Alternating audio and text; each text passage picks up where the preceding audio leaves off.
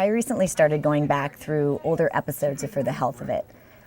I wanted to look at the content and see if there was anything that I've shared in the past that perhaps needed to be updated or needed a full-on retraction. And while generally I was really pleased with the content that we've shared on the show, there were maybe a few statements that made me flinch.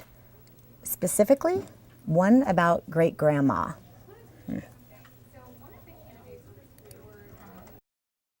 Don't eat anything that your great-grandmother wouldn't recognize as food.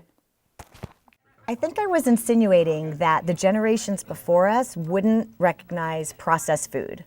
Speaking of great-grandma, my great-grandmother barely spoke a word of English, and she would sit in a chair at the front window of my grandmother's home in Brooklyn, and she would mutter Italian to me as I'd go in and out of the house.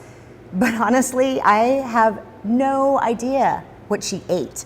Now, as for my grandmother, aside from those really large Italian dinners where there'd be homemade food on the table, like for days, I know that I spied processed food in my grandmother's kitchen.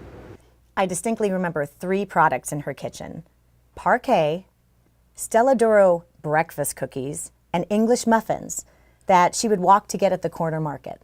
We have this idea that our grandparents ate super healthy. Well, I also remember a lot of starch and sugar.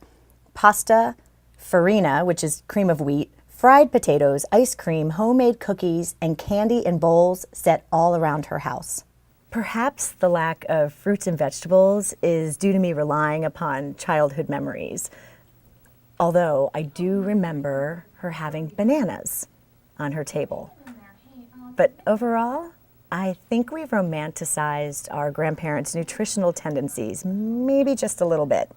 One thing of which I'm certain is that they most definitely didn't eat as much as we do now, nor did they keep as much on hand, because I remember a much smaller fridge and pantry.